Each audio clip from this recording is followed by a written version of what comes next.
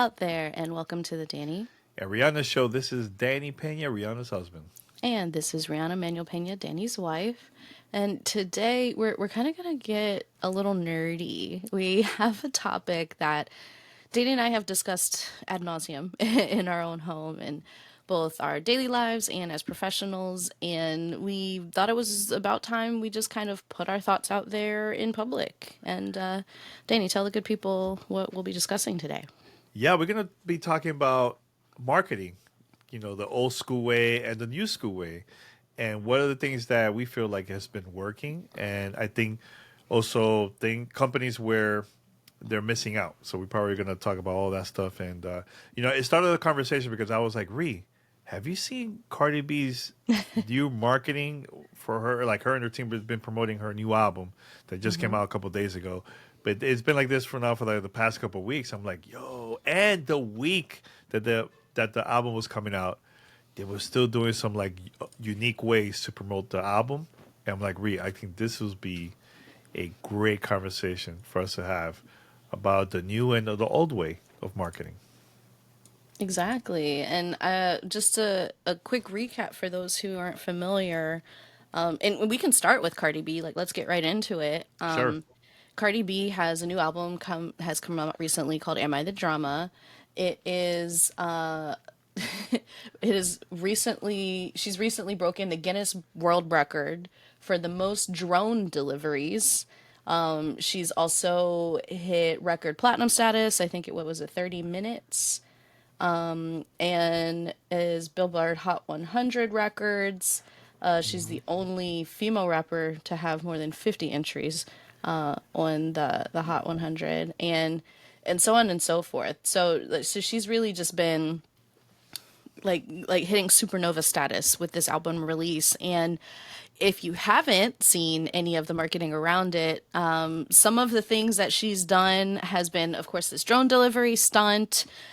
She's been selling records on the street in New York. And Danny's like, yeah, I recognize that street. I know people who have been handing out records there for decades.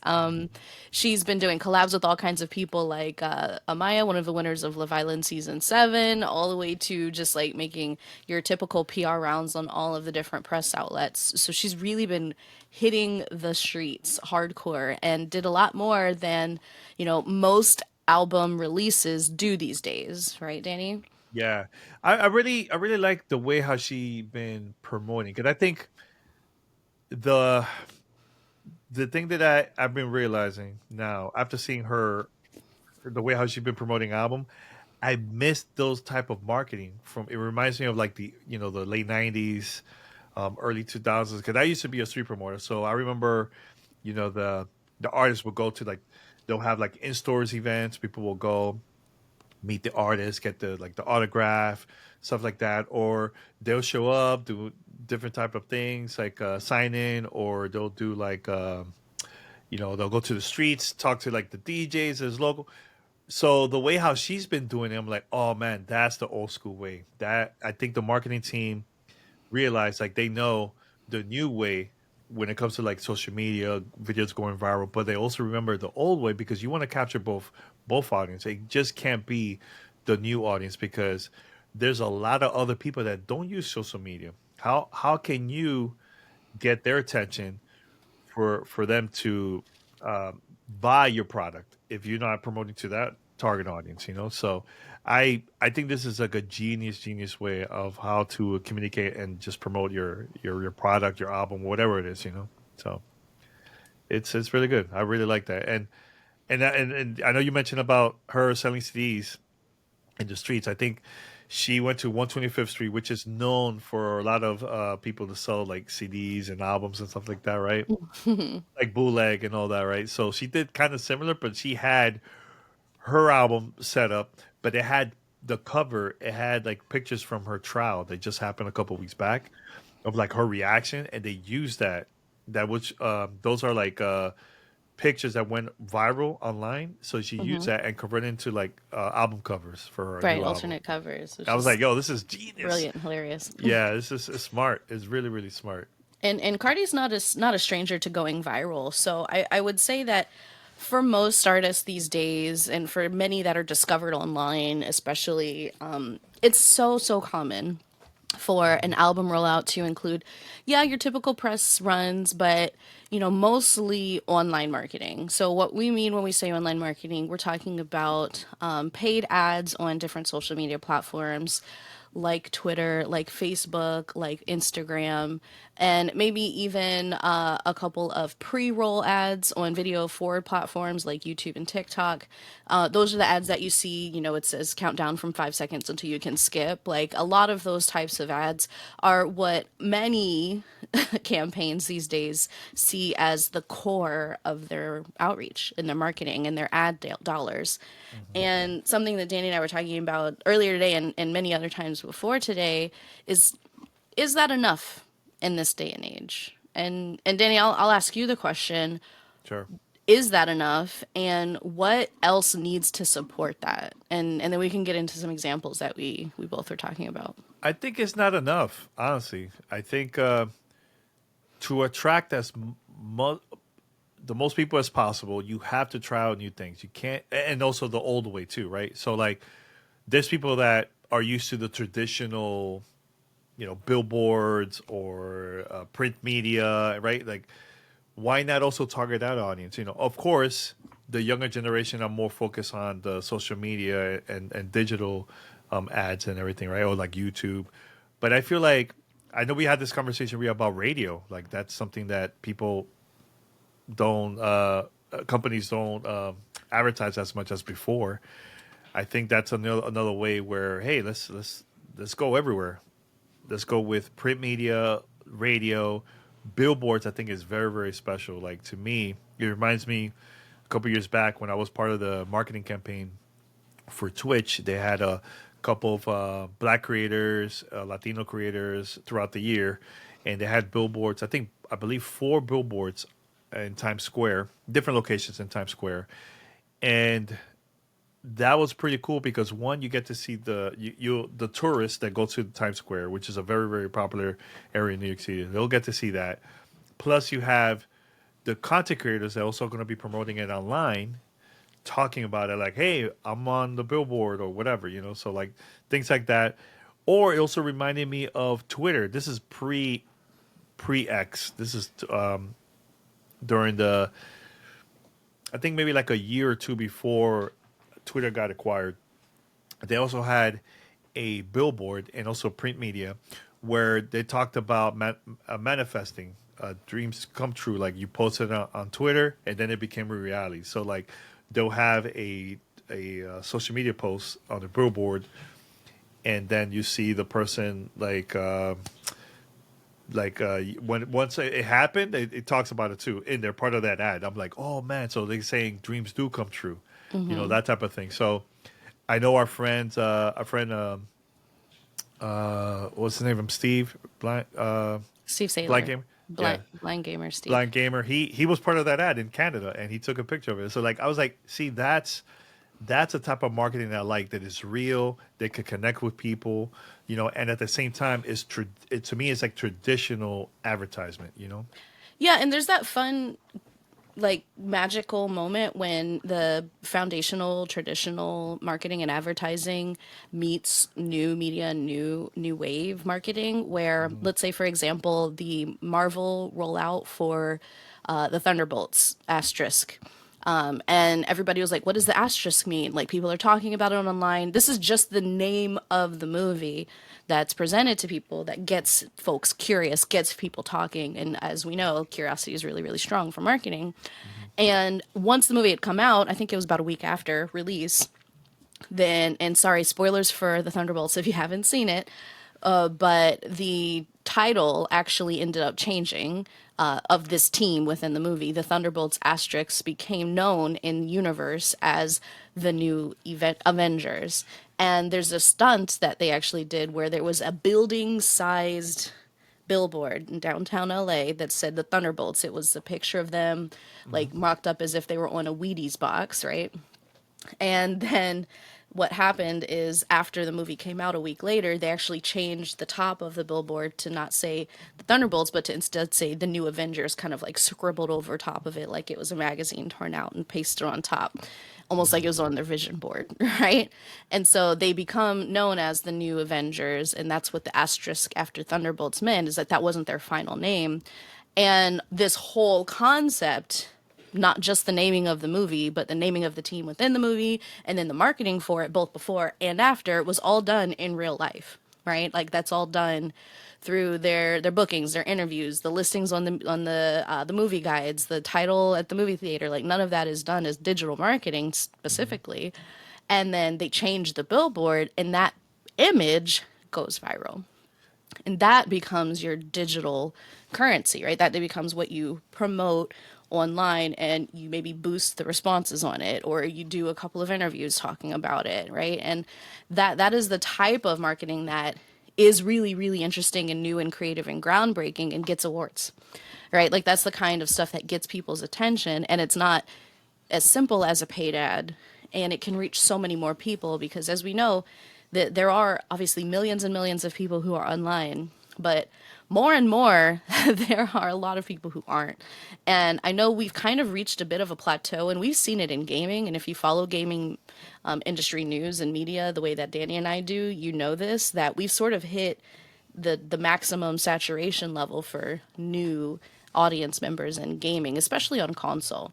That's really in the weeds, but kind of zoom out to say people are engaging with online content about as much as they ever will. And we're seeing studies now. I think this is one from, oh goodness, where is this from? This is from the GWI 2023 Global Market Survey, showing that Gen Alpha, so this is kids born after 2010, are 70% on not online on the weekends. They say like somewhere around 30% across all countries are online on the weekends talking to friends versus 70% that aren't, right? And granted, a lot of that's because they have very protective parents who know that being online all weekend is not necessarily the healthiest thing for most kids to do. Mm-hmm. But it's also a sort of a rubber band effect, right? Like Danny, you and I grew up without phones. We got them as, impressionable young adults, and our generation is probably the most online right now because we're just always on our phones. And I would say, Gen Z kind of starts to pull away from that a little bit, and Gen Alpha, they're very, very much less interested in being online, and they love novel experiences, they love real life Mm-hmm. more than they do being online, according to their habits.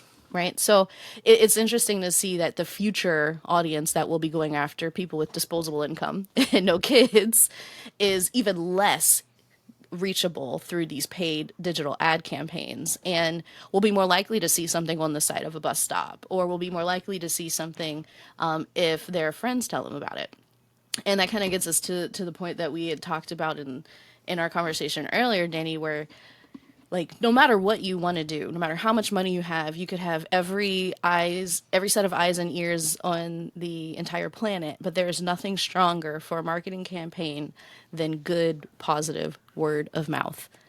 Think about like all of the sort of breakout stars of the year, like everything from, Alandria Nick from season 7 of Love Island to Sinners, if you saw that in the theaters or if you saw it on streaming, to Blueprints, which is an incredible puzzle game, a roguelike, like building architectural puzzle game that has like meta narratives, like something that is so hard to explain in a marketing brief. But Mm-hmm. if somebody says, play Blueprints, trust me, you're going to love it. And you trust them, you're Mm-hmm. going to play it. Yeah. And those are the types of interactions and the type of like currency for marketing that you really can't get anything better. And the way you get to that is finding the right people to try it first. And those people are not always going to be online. And it's just important to remember that like your goal should always be to reach the people who will love your thing the most first. Mm-hmm. And I understand that we deal with this even with some of our clients where people want to, be different or maybe be cutting edge, which is so great and so valuable in a lot of ways, or they want to be disruptive and do things maybe a little bit more guerrilla style. However, If your audience that you know will love and evangelize your product or your brand doesn't pay attention to that kind of stuff, Hmm. who are you really talking to? Is it yourself? Or is it who is going to help get you to the next project or help you reach even more people?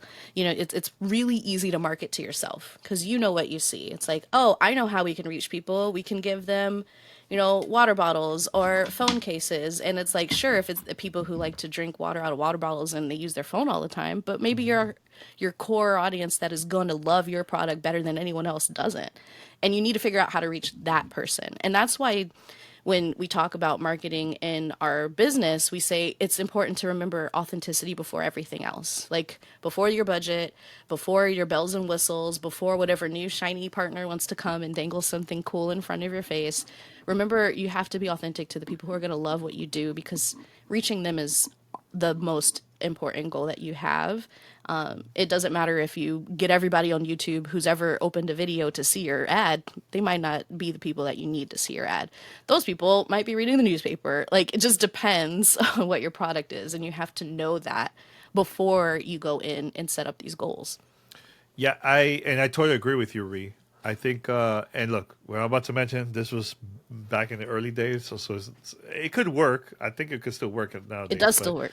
well, so back, two things. Back when I first started my current podcast, Gamer Tech Radio, I will go because you said I have to find people that likes the type of content that I put out there, right? Which is gaming. So where are the gamers at? They're going to be at the stores. So I was like, all right, let me go to the store when that's like a big midnight release. Let me go over there, pass out flyers, tell people about my show. I never mentioned to them it was a podcast. I said the internet radio show because everybody knew about the internet, right? Everybody knows about radio. So I'm like, all right, this is like the best way to put it Good out there, right? branding, good messaging. Yeah. Yeah. And at the same time, I was also interviewing people that were in line, like, hey, why are you buying this game? Why are you so hype about it? And they'll talk about it. And the reason why I did that is because I knew they're they are gonna tell the people like, hey, they interviewed me about this game. So they'll search online, blah blah blah. So that was one way how I managed You to get the created word out. curiosity. Yeah, local. I think is local is super important because I think people just think about worldwide and not Hmm. thinking about starting local. So that's one. Number two, uh, my team and I at this time, this is like this is like maybe like 2008, I think it was, or 2009, where we wanted to do an event, a party, a gaming party, basically. So we had a venue, we had tournaments, we had tons of stuff to give away, right? We had so much stuff that we had to rent a U-Haul truck to take all the giveaways at the venue. So what we did, we were promoting word of mouth flyers. I'll go to the college campuses, I will go to the schools, I will go to the streets where people are at, the gamers stores, etc. And I'll pass out flyers and I'll tell them, hey, we're gonna have an event for free at this time, at this day, on this day. So a lot of the local media, newspaper and TV, were hitting me up, and also radio. They wanted us to advertise through their radio ads or newspaper ads. We didn't have the budget, so we like, hey, we can't. This is how we're gonna be spreading the word, and we did that. We also took advantage of like social media at that time too, not as much, but we managed to get over 1,500 people to be at they attended at a party, and it helped us to be one of the top parties during Super Bowl weekend in South Florida. So, like, let's say Miami New Times talked about it and everything. And we did that all because we went out to look for our audience. We were not relying on, okay, let me just focus on social media and that's it. I think it is important, like you said, to do certain things that's going to get people's attention. Because that flyer was so all over the place in Miami that people got super curious and they came with their kids. There was people that were parked at the parking lot overnight and they waited in line the next day just to be because they got super excited about it. We also talked about it on a podcast promoting it. You know what I'm saying? So that could work nowadays. I Yeah. think I think people a lot of people are so used to the traditional of now the traditional way how to promote stuff, which is social media and just YouTube, and that's about it. And like maybe algorithm pushing the content out there to like targets a demographic depending location, age, or sex. There's much more things that you could do locally without relying on that. I'm not saying that not to stop doing that, Right. but It's there's all other they're ways. all sort of like they all support each other, right? That like Yeah, they're all supporting characters in this cast. sure, And to 100%. take it a step further, like even down to how you think about what your customers, I'll say, are going to see, like what their experience is going to be, like how Hmm. they will receive all of this. Like imagine I am person A and Danny hits me up on the street and interviews me while I'm in line for something, and then I tell my friends to go check it out, and then he never posted it.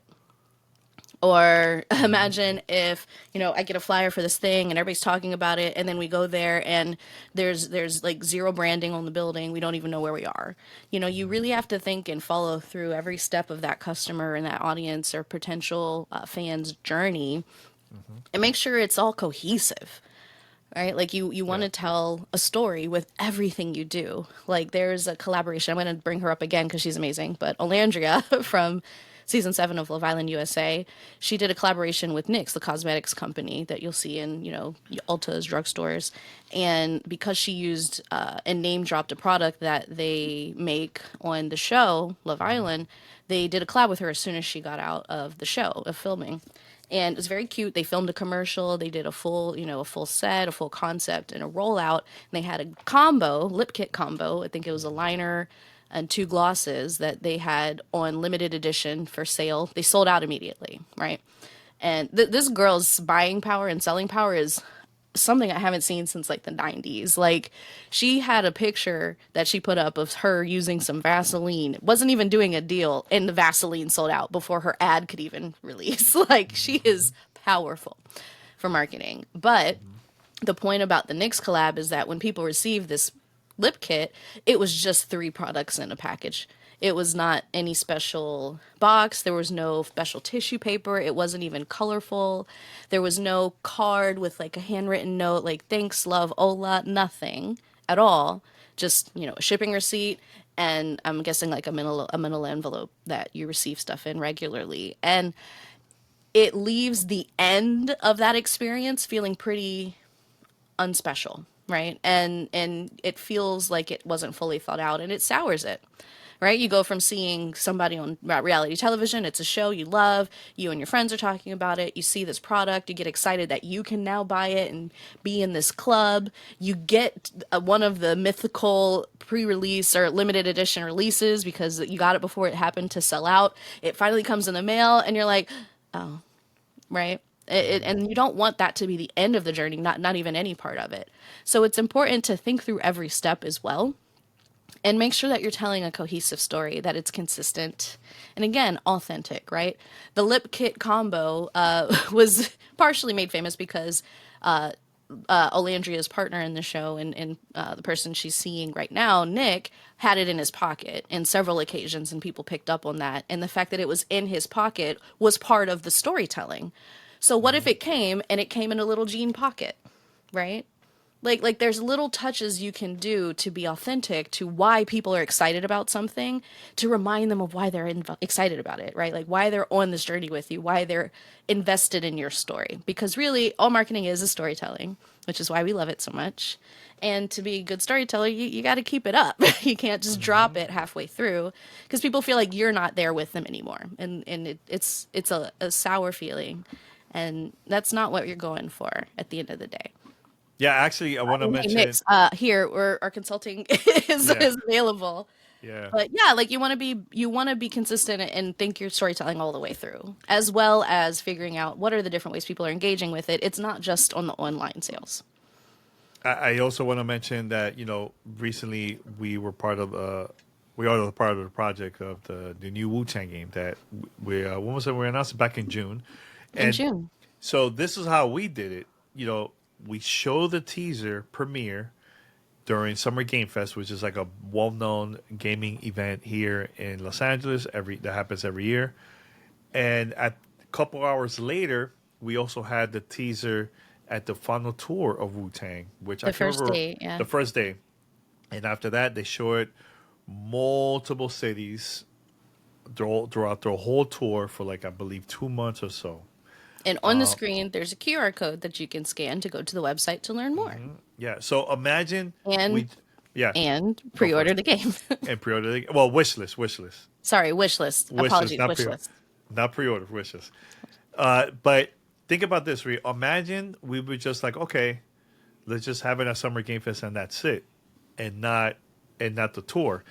You need to find where the audience are at because a lot of them don't know about Summer Game Fest. So Right. like you have to play around with it. You have to like find the audience that loves gaming, but also the fans that love Wu Tang. So And like if they're it in two makes different sense places, sometimes hit both places. both places, and Simple also as that. get the audience online too, because we also posted online and all this other places. Worked with a lot of the media outlets. They also posted the teaser trailer everywhere. So like that's to me is the right way how to do things. Where find different audiences in different locations. You know what I'm saying, and it will help the product to go around word of mouth at the end of the day Yes. because of it.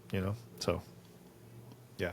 Yeah. Anything else, Rhea, about this? Anything else? Because I this is a mean, good, yeah, pretty good conversation. I mean, we could go on forever on this. Like again, I'm nerdy for marketing, so Yeah, yeah. and maybe this is something that I could start doing is like just exercise for me is like look at marketing rollouts and see like what would I have done different or what could I learn for my future work Mm-hmm. in order to make it better. But yeah, like there's Cardi B's rollout is so exemplary. It's like chef's kiss. Like they've done such a great job. There's other things like the Knicks rollout. Bless their hearts, they tried. They did their due diligence as much as they could. It was quick, but it sort of dropped the ball at the end. And there's all kinds of things in between where maybe it's a product you would have loved. Maybe it was a show you would have loved to watch. Maybe it was a book you would love to have read, and you just didn't hear about it. And that's a shame, right? Because Mm-hmm. there's a lot in the world that's not so joyful. So if we can spread more joy, that's really what I love to do, and try to do it well.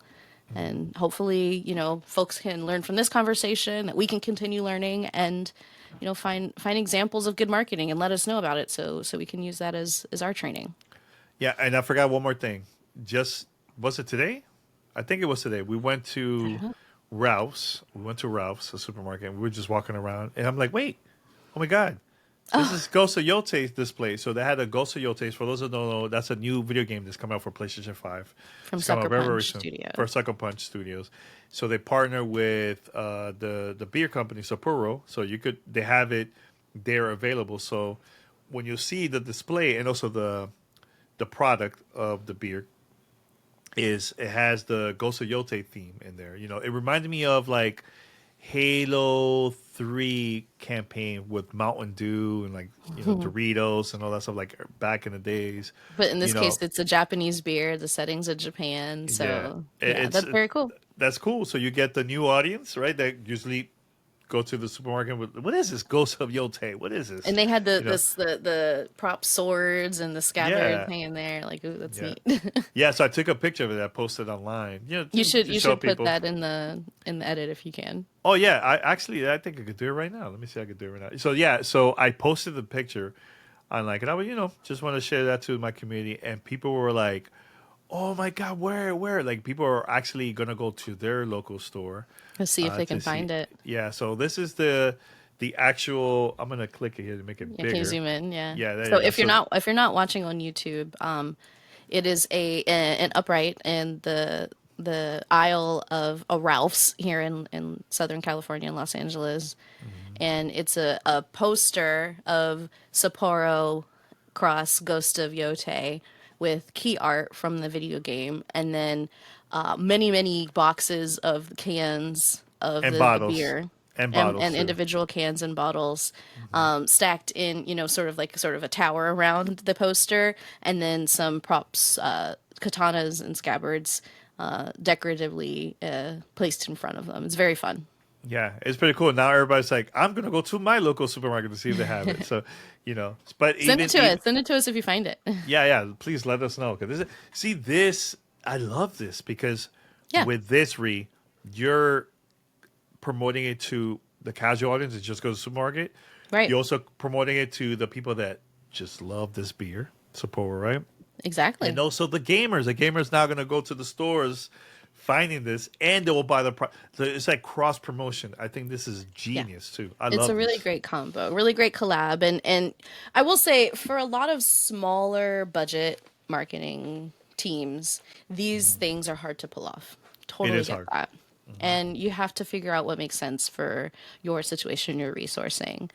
However, these things still work. And I think that's mainly our point is that if you can, it's worth it to look at some foundational and, traditional advertising opportunities. Like they're still very, very effective.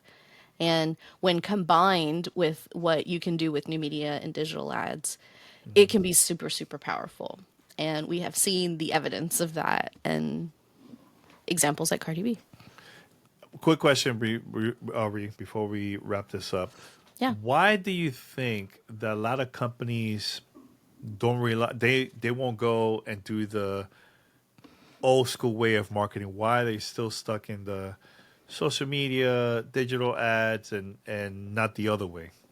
Is it because of budget or because of they're trying to connect with the younger audience?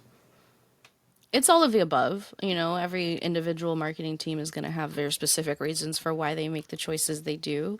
Hmm. It is very easy to get caught up in, I will say, wanting to be different or wanting to be cutting edge or wanting to keep up with what our perception of successful marketing looks like at the lowest cost, right? And digital ads are low cost compared to other things that you can do. And they're also easier, lower lift. So I will say that's a lot of the time one of the restrictions that needs to be considered because budget and resourcing are tight these days. Teams are getting smaller and smaller, and you have to do more and more with less and less. And sometimes all you have available to you is digital ads. However, I will say, whenever possible, squeezing out a fraction of your marketing budget to do an in person or a real life marketing stunt or collaboration like these Sapporo placements, which is actually quite big, or even just one billboard that you can photograph and then use in your viral ads or in your digital ads rather, it can go a long way. And really where we see the magic happening is when you're able to use both in a really authentic way to reach the exact people that will love what you're doing. And that's why it's important to have a team that understands your product and understands marketing really, really well. Agreed, agreed. Mention one more story because I just remember right now while we're talking about this. Okay. A couple years back, I received the Xbox sent me the Xbox Series X early, Mm-hmm. and it was more, for previews and also reviews, right? So we had like a lot of embargoes every week, right? So we had an embargo date for the first time talking about the product, right? And I wanted to do something different. And you were there in New York at that time. This is like during the pandemic, so there It was was not a the first time we met, first time actually. we met. Yep, first time we met. Mm-hmm. So I said to myself, "Oh wait, I want to do something different. Why not let's have a in person small event, and I'll invite one of our listeners locally. He's a healthcare worker, and with that, have make him the first consumer to play the Xbox Series X from around the world, the first person around the world, right? And get his review, like a His real review, life person. yeah." And I mentioned it to Xbox. They gave me the okay. I had to be careful with the embargoes and all that stuff. But we surprised them. We had a venue. We had multiple cameras. We have like a whole team. We all had masks and everything, right? And he came in. He thought it was going to be like a meetup. But when he came in, I told him, "Welcome. We have this spot for you to sit down." And he's like, "Okay." He sits down, and he had no idea what was going on. And we're like, "Hey, you're gonna be the first person in the world to play the Xbox Series X." He's like, "What? You have an First consumer. hour, first consumer. I want you to enjoy this. You have an hour. Play whatever you want. Check out all the features. We record everything." And I posted. I think it was like a 2 minute, 20-second video, and we posted on online. And that video went viral. It was all over the place. Even the major media also talked about it. It's not a typical gaming outlet, media outlet at all. So because we connected with a gamer. We also talked about a health coworker. There was like a good story in there, you know. So that type of thing I also love, because I didn't get paid out of it. I was just doing it because I wanted to give back to the health coworkers in New York City because we were Also, going shout through a out lot. to Toon Medic, who is making content now as well. Yeah, So, shouts and out also too. inspired somebody else to Yeah. live out their dreams. So yeah, I just want to mention that because I think that was a very cool moment in my career to do that, with our community, and it worked out pretty good, and it Yeah. worked out. It was good for everybody, at that time.